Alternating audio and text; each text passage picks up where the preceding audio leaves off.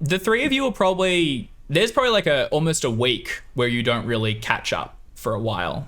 Viv needs to heal, but after a bit, what's immediate reactions? For context, what I want to know is, what do you do for the remnant of like your summer vacation? That's like the next few weeks. And then what are you doing going into the new year? How does this change your investigators? I guess easiest way is to go around the table and here's the cold beats. Does anyone have some ideas of what they want to do? I want to keep a close eye on Anthony. Sure. I don't like where he was going with all of that mumbo jumbo. So I think I'd like to make it seem like I am also interested in what he's interested, but really I just don't want him getting mixed up in anything that he's not supposed to. Sure. With your even feigned interest, I mean, like I want to make it seem like I'm a friend he can talk to, because I am. I'm the only person he can talk to about all this stuff. Yeah, genuinely. I mean, I won't say there has to be. There might be a level of curiosity from Professor Chase as well. I mean, the things that you saw are impossible. That's the other thing. They don't make a damn sense. sense. He's really keen to look into this. Well, I guess I'd better do a bit of while digging I'm here. As well. Anthony has been bitten by whatever this bug is, and it quickly begins to fester into obsession. He will try to find old tomes. He will do whatever he possibly can to learn more about what happened, and he begins to branch into occult things. You get the impression that this kid was probably always into some slightly weirder shit, kind of guy with a novelly thought he was a Satanist or something for a while. And he throws himself into, he is going the direction more occult than mythos.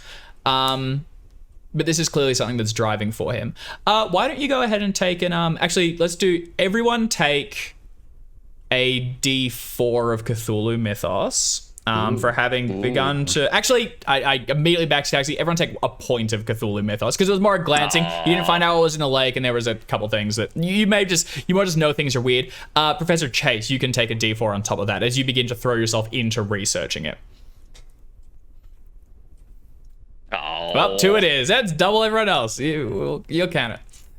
All right. By the time summer break ends, you return to classes. You have a little bit less time to throw yourself into this. You have students to teach. You occasionally do see Anthony. You just check in on him, make sure he's okay. He is getting unhealthy. It is getting worse, and you're making a commitment to talk to him, and he does genuinely perceive you as someone who he can talk to, and he will reach out to you semi-regularly and discuss the things that he thinks he's found. All right, Tom or Viv? You want to go first, or? Sorry, I muted myself because my cat. Yeah, I think. Sorry, I have tweaked my treasured possession to make a bit more sense for Viv. I think Vivian spends a lot of time just either wandering around the university grounds if Stephen is teaching or what have you, sort of getting movement back after his, I assume, probably surgery to stitch things back up. So he spends a lot of his summer just, sitting under green trees and thumbing over this incredibly battered, pretty not massive copy of Shakespeare's complete works, which looks like it has been read and reread and reread and reread. That is his treasured possession, because I was like, that makes more sense. And I think he goes through some of his debriefing processes for acting. He reminds himself who he is, where he comes from, what his achievements are. I am Romeo, I am Oberon, I am, he talks himself through all of the roles he's had. And then I think he probably gets to I am Macbeth and just kind of goes, thumbs over that one and kind of keeps going through. But I think most of his summer is going to be spent, honestly, in recovery, whatever that looks like, whether, mental and physical recovery. He does not do much else. Yeah. So that's your, I guess, self-treatment, and you can go the route of like letting yourself naturally heal, but your indefinite insanity needs help. It needs treatment, and it needs you to reach out. So you have a couple of options available to you. You can seek out like private care and find someone who's willing to take you on as a patient, but that's steep. It's not cheap.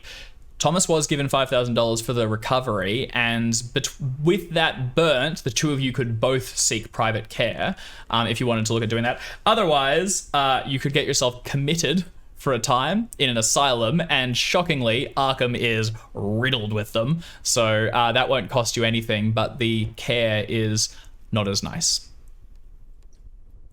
I think. Or you can try and just ride it out. No, I think for Vivian at least, because his mind and what he knows best is reliant on him being sound of mind, and the fact that he cannot currently read any of Macbeth is a problem for him. Like, that's where he's like, hang on, that's not right. So he will, with the money that he has, the part of the pot, he will go and seek private care. Like, can you put a number on the on that cost? For the private care? Yeah. Almost certainly can somewhere. Or is it a scalable thing?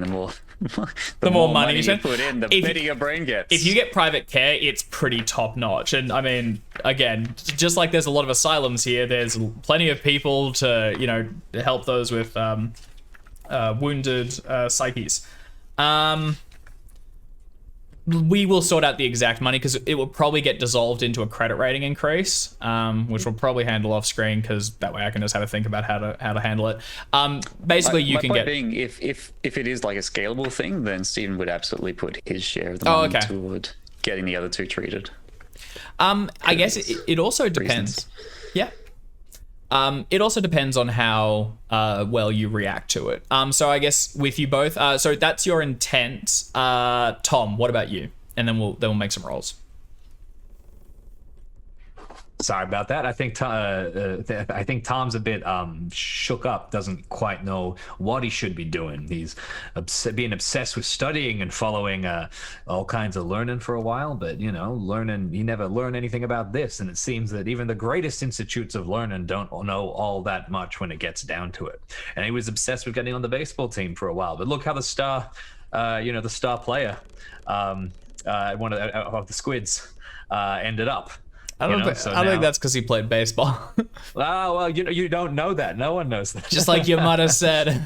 Yeah, exactly. It's a tough life. So I think that, with all of this conversation around, he probably decides that he will make a large decision based on how some treatment goes. I think that he will float trying to use some of the money for funeral fees for the deceased, but that actually probably ends up being a bit odd. Like, you can't really go around handing the bereaved money, and he realizes that pretty quickly. Well, so I mean, 4 students dying on a university trip is exceptional, to say the least. Professor Chase is going to be in a lot of meetings. 5, you're right. I forgot about old Frank right at the beginning. Professor Chase is going to be in a lot of meetings with faculty and administration for how things are handled. For what it's worth, they're sympathetic to you, and Professor Leiter is pretty well respected at the university. He puts in as many good words as he can to basically shift blame off you and back to the university for things like, well, the handbook should have covered these, and the students should have blah blah blah blah blah. The university will host, there's like a memorial service during when the year returns. The bodies are all buried privately. There are personal funerals for each of those with their families, and any of you could attend those as well. In which case Tom will get treated, but he will also send a message. I would like to send a single message back to the sheriff back in Bennington, and ask him, what did you tell the coroner about the body that we brought? Because we brought a dead body of an undead creature with That's very true. blood, and I'd love to hear how that got resolved. That's very true. But apart from that, he will get treated. I think he tells you that the body was investigated. It has been, decided that this was a recent death, impaled on something, and the body's been given over to medical officials at a more expensive and technical school or hospital or something to be investigated further. Appears like it's caught someone or something's attention, and is being hurried upstairs. Okay, well, that's interesting. I would like to posit that it probably went to John Hopkins Medical. Yeah. He will also... Actually, I don't think he ever reaches out to you. I don't think there's a call for further questioning. The bodies are retrieved. Actually, no. No bodies are ever recovered of the students. The site where everything happened, the buildings remain, but no one else was found there, even though you know that there were other people working it. For all intents and purposes, it appears that there was the explosion and then people just vanished shortly after. Future time will only tell. All right, so for your sanity, I need to roll, because you're getting good beans care, let me roll a check for each of you. All right, that's a success. It is literally if it just doesn't fumble. Okay, that's good. Both of you can restore a D3 sanity and then make a sanity roll. Hey. All right, restore it and then make a sanity. Actually, sorry, and before that, both of you can add another. Everyone can add 2d6 for resolving the scenario. Hey. Including little old me. Yep, that's right. Oh, perfect. 2d6 and I got a 4. Better than the 3. Sorry. Wow, everyone's second dice rolled a 1. All right, now go ahead and make a sanity roll, Viv and Tom. That's good. Success. And that's good. All right. Yeah. Both of you, your sanity will be restored. You are no longer indefinitely insane. And when the school year returns, you can find work or return to your classes, I suppose. Time goes by, and the summer soon gives way to fall as the leaves linger on the ground and the cold begins to set in.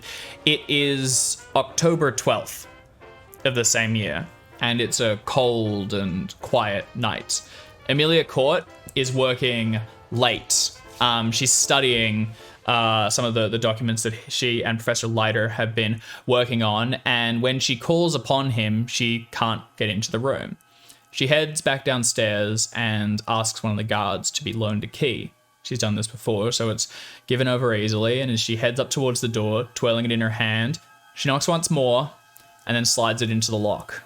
As she twists it and the door slides open, she lets out a scream as Professor Leiter is seen dead on the floor, surrounded by documents and money. And this is where we're going to pick up the next scenario, Crimson Letters, in a couple of weeks' time. Hell yeah.